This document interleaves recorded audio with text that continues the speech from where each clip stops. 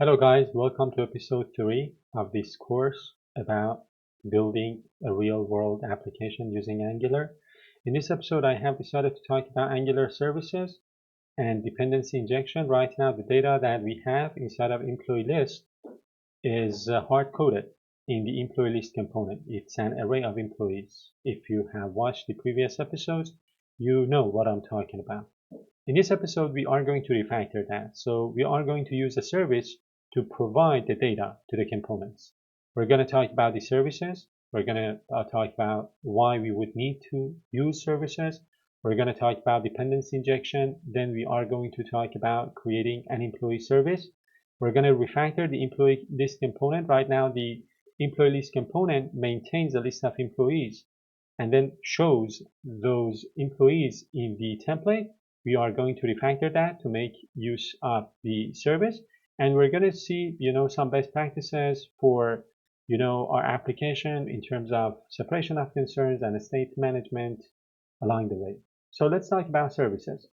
If you're familiar with services in other programming languages or other paradigms, you know that a service is basically an entity or a class that contains some business logic, for example, like data access or some property, some state, and these different things. And it's basically the same thing inside of Angular. So a service is a class that contains business logic, data access, or shared state, which is going to be used across multiple components. So in our case, we're going to create a service that maintains a list of employees and then provides some functions for example, adding an employee to that list, to that array, or deleting an employee. And then multiple components can use that service. So instead of each component maintaining its own state, like a list of employees and array of employees, services offer a centralized reusable solution. You're going to create your service once with the state, with the data, and then you can use that service inside multiple components. DI, dependency injection, right? Angular provides its services through dependency injection, meaning that the framework, the Angular framework, automatically creates and supplies instances of your services where you need them, for example, inside of your components. I hope you're already familiar with dependency injection. I have some other playlists on my channel about C#, about Solid, about dependency inversion and dependency injection. You can check them out. I'm not going to go through dependency injection in this episode. But dependency injection basically inside of Angular or any other framework means that the framework is going to be responsible for resolving that dependency and providing that dependency to the consumers that require that dependency. So right now we're going to have a dependency, which is the service. We're going to have a component that requires that dependency, which is a component. So Angular framework will resolve that dependency automatically and provide the component with an instance of that dependency, of that service. So the first step in this episode is to create a service, and we can use Angular CLI for that. We're going to say ng generate service, the name of the service, the folder, services employee, and then this will create this file for us, right? And then we are going to write the code for the employee service. There is this, kind of part injectable, this attribute, this decorator that I would like to talk about. But basically, I am importing the model class employee. I am importing injectable, which is something that is coming from Angular core. I'm going to talk about that. And then as you can see, the service is a single simple class called employee service. It maintains a private array of employees. It keeps the ID of the next employee. It has its constructor, and it has one function for returning those employees inside of the array and another function for adding a new employee to the list. So let's get to the code. Here I am, inside of my, project. I am going to go to this other, tab inside of my terminal, and I am going to create this service. So ng generate service employee. So if you take a look here, you see that I've got the test file and the employee service itself. Now let me get rid of this code and write the employee service itself. So we are importing injectable, we are importing the data class, data model class, and then we are importing, we are creating the service class, an internal array of employees with one sample employee inside of it, Alice Johnson, front-end developer, no project so far, and then two functions for adding a new employee and getting all employees inside of that, array. So as you can see here, using this add function, we are calculating the ID of the employee that is being added to the array, and we are pushing that to the array. Now I want to talk a little bit about injectable. So injectable is a decorator. I told you this is a decorator in Angular. We have decorated the class inside of our TypeScript file using this decorator coming from Angular core. So it's a decorator that tells Angular that a class can be used as a dependency for other classes, like components, other services. Right now, the employee service can be used as a dependency inside of other components. It's what allows Angular DI, dependency injection system, to create and manage instances of this service class. Provided in root. Take a look at this code. You see here, it says injectable provided in root. So this tells Angular to make a single and shared instance of this service available throughout the whole application in the root injector when the app starts. Now, this has three main benefits. It is singleton. It means that Angular creates only one instance of this employee service, and it shares that single instance throughout the components or other services that have a dependency on this employee service.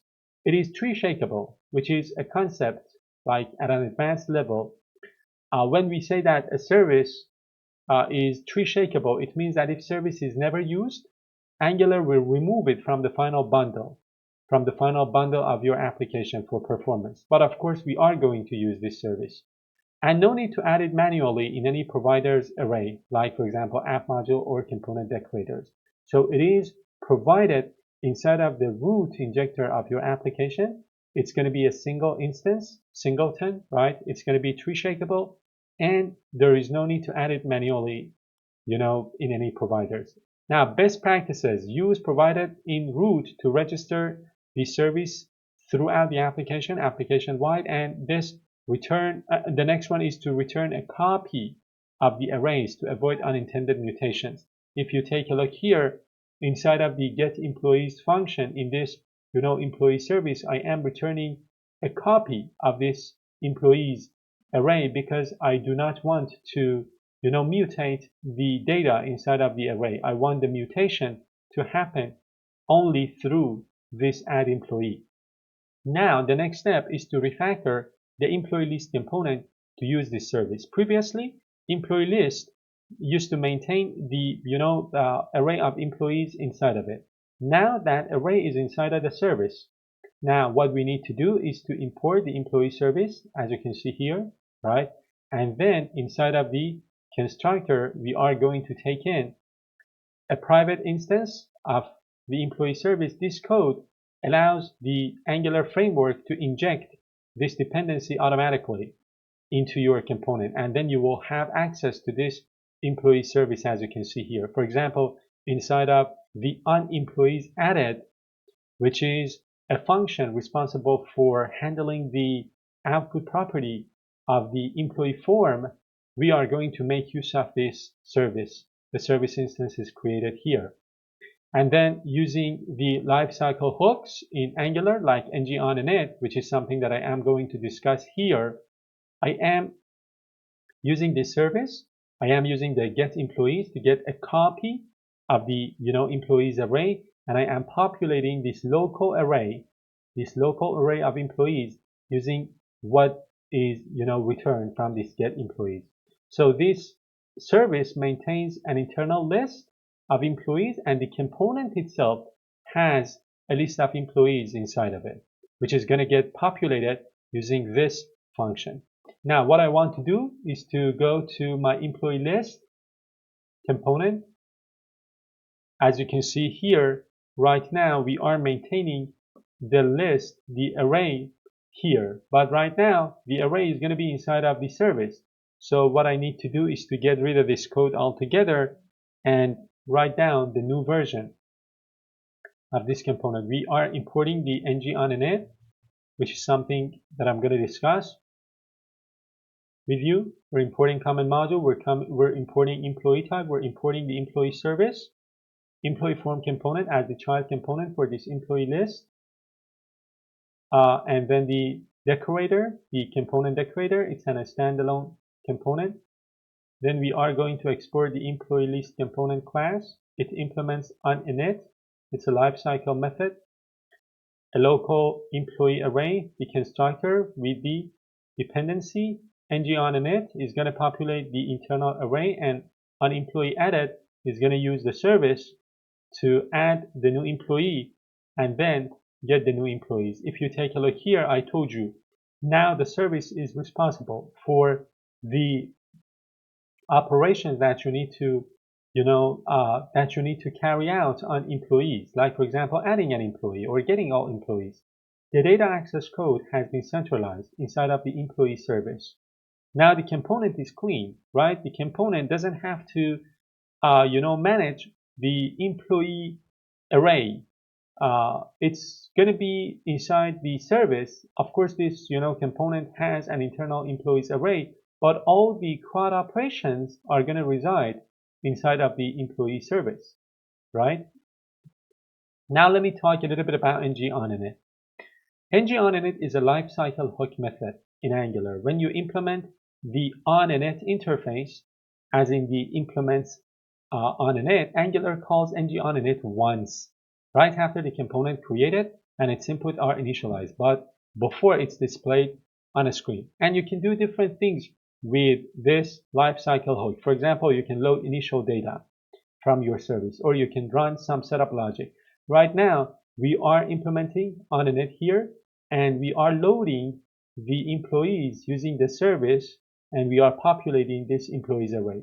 So this is one use case for having like a lifecycle method inside of Angular. Now, what does this employees equals this employee service get employees do? Here's what happens step by step. This employee service get employees, this calls the get employees function inside of the employee service that we injected using the constructor of this component.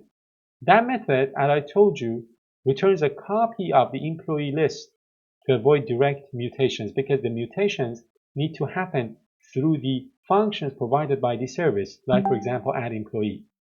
These employees, this assigns the returned list from the service to the internal array called employees inside of the component, which is what the template of that component is going to use to render the components.